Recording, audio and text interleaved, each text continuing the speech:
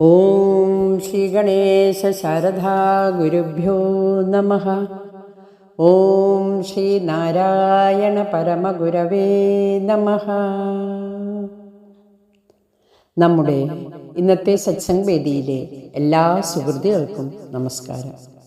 നമുക്കിന്ന് ശ്രീ നാരായണ ഗുരുദേവൻ്റെ ആത്മോപദേശ ശതകം എന്ന ദാർശനിക കൃതിയിലെ 68ാമത് ശ്ലോകമാണ് പഠിക്കേണ്ടത്. ശ്ലോകം ഒന്ന് വായിക്കാം. അരവവടാകൃതി പോലെ അഹന്ത രണ്ടായി അറിവിലും അങ്കിയിലും കടക്കയാലേ ഒരു കുറിയാര്യ ഇതങ്ങനാര്യയാകുന്നൊരു കുറി എന്നുണരേണ മോഹശാലി. അരവവടാകൃതി പോലെ അഹന്ത രണ്ടായി അറിവിലും അങ്കിയിലും കടക്കയാലെ ഒരു കുറി ആര്യ ഇതിങ്ങ് അനാര്യയാകുന്നൊരു കുറി എന്ന് ഉണരേണം ഊഹശാലി. നമുക്കിതിൻ്റെ സാമാന്യ അർത്ഥമൊന്ന് മനസ്സിലാക്കാം. കയറിൽ അരവവടാകൃതി, കയറിൽ പാമ്പെന്ന പോലെ അഹന്ത രണ്ടായി അറിവിലും ബുദ്ധിയിലും കടക്കുന്നതിനാൽ ഒരു വേള ഈ അഹന്ത ശ്രേഷ്ഠവും അതേ അഹന്ത പ്രാപഞ്ചിക തലത്തിൽ അശ്രേഷ്ഠവും ആകുന്നു എന്ന് പ്രതിഭാശാലികൾ വിവേകികൾ അറിയണം. ഇതിനെ നമുക്കൊന്ന് വിശദമായി പഠിക്കാം. നാം 67ാമത്തെ ശ്ലോകത്തിൽ നാം പഠിച്ചു, ഗണനയിൽ നിന്ന്, അതായത് ഗണിക്കപ്പെടുന്ന നമ്മുടെ ജീവിതത്തിൽ 2 അനുഭവങ്ങൾ ഉണ്ടെന്നും അത് ഒന്ന് ചിന്തിച്ച് നമുക്കുണ്ടാക്കുന്ന അനുഭവവും ഒന്ന് ചിന്തിക്കാൻ പറ്റുന്ന അനുഭവം, ഒന്ന് ചിന്തയ്ക്കതീതവുമാണ് എന്ന് നാം പഠിച്ചു. ഇവിടെ അരവവടാകൃതി പോലെ, അതായത് കയറിൽ പാമ്പെന്ന പോലെ. വേദാന്ത ശാസ്ത്രത്തിൽ ഈ ഉദാഹരണം ഗുരുക്കന്മാർ ഇത് ഉപയോഗിച്ചിട്ടാണ് നമ്മെ വേദാന്ത ശാസ്ത്രമൊക്കെ പഠിപ്പിക്കുന്നത്. അതായത് കയറിൽ പാമ്പെന്ന പോലെ. മായാശക്തി കൊണ്ട് പ്രപഞ്ച പ്രതിഭാസങ്ങളെ നമുക്കറിയാൻ പറ്റുന്നില്ല.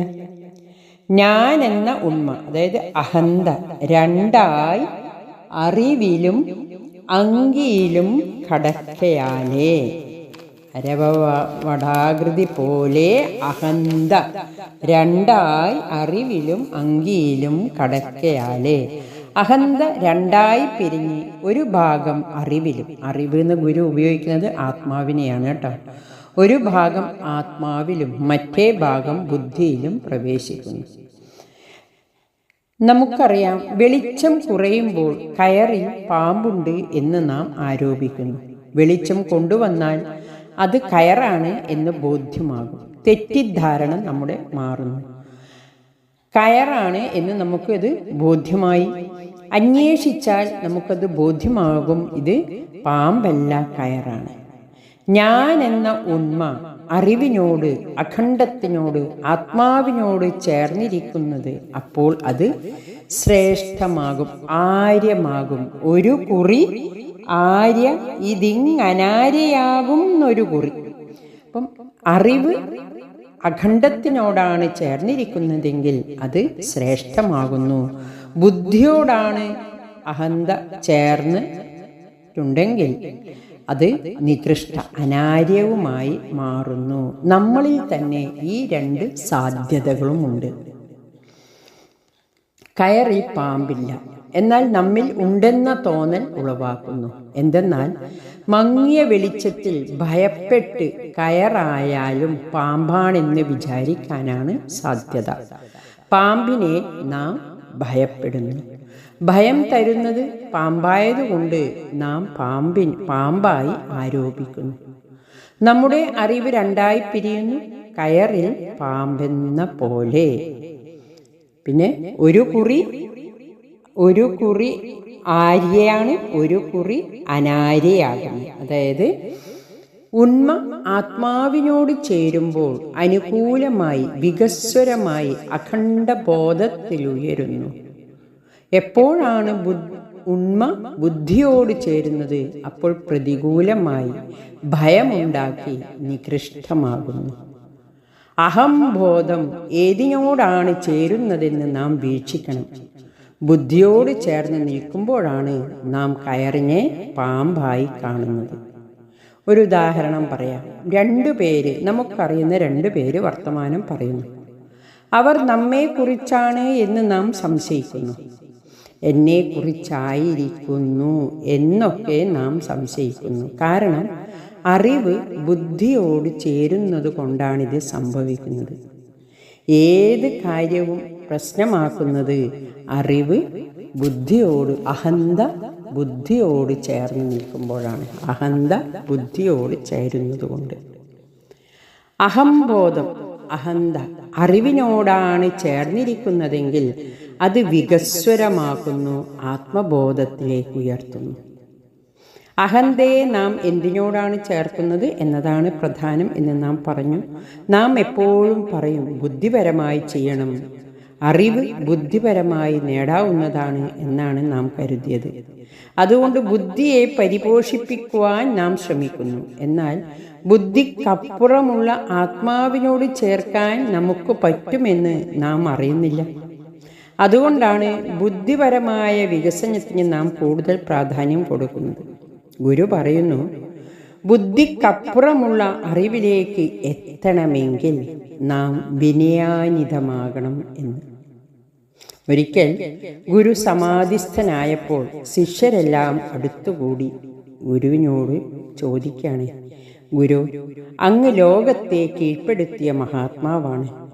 അങ്ങ് എങ്ങനെയാണ് ഈ ലോകത്തെ കീഴ്പ്പെടുത്തിയത് എന്നുള്ള രഹസ്യം ഞങ്ങൾക്ക് പറഞ്ഞു തരാമോ? ഗുരു പറഞ്ഞു, സാധ്യമല്ല. നിങ്ങൾക്ക് ലോകത്തെ കീഴ്പ്പെടുത്താൻ സാധിക്കില്ല. കാരണം നിങ്ങൾക്ക് ലോകത്തെ കീഴ്പ്പെടുത്താനാണ് ആഗ്രഹം. അത് സാധ്യമല്ല. ഞാൻ ലോകത്തിന് കീഴ്പ്പെടുകയാണുണ്ടായത്. നിങ്ങൾക്ക് കീഴ്പ്പെടുവാനുള്ള മാനസികതയില്ല. ബുദ്ധി നമ്മെ കീഴ്പ്പെടുത്തുകയാണ്. ഗുരു സർവമത സമ്മേളനത്തിൽ പറഞ്ഞു, വാദിക്കാനും ജയിക്കാനുമല്ല, വാദവും ജയവും ബുദ്ധിയുടെ തലമാണ്. അറിയുകയും അറിയിക്കുകയുമാണ് ആത്മാവിൻ്റെ തലം. അറിവും അറിയിക്കുകയും കീഴ്പ്പെടലാണ്. ആർക്കാണോ കീഴ്പ്പെടുവാൻ സാധിക്കുന്നത് അവർ ആത്മതലത്തിലേക്ക് എത്തുന്നു.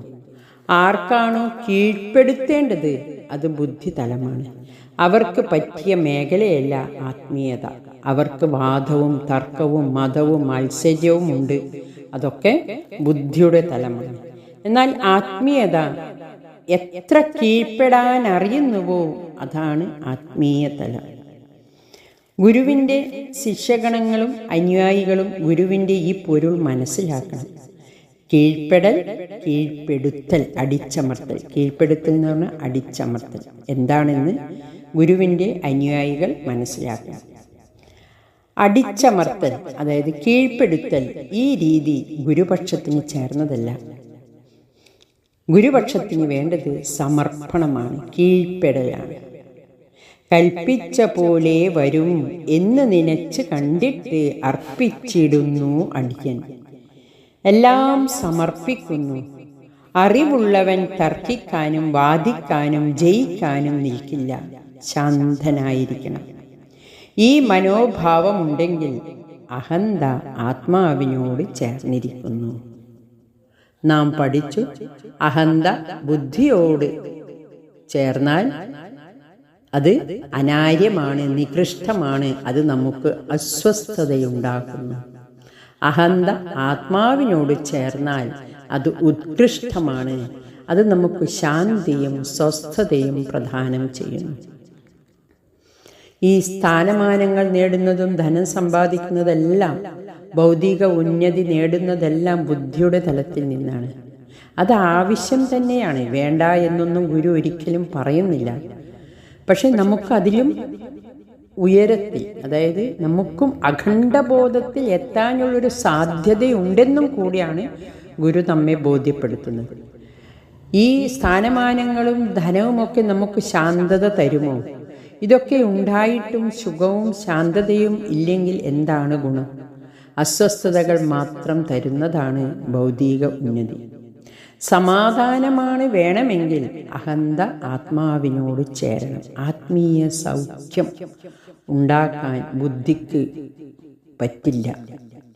അഹന്ത ബുദ്ധിയെ വിട്ടിട്ട് അറിവിൻ്റെ ആത്മാവിൻ്റെ തലത്തിലേക്ക് മാറുന്നു.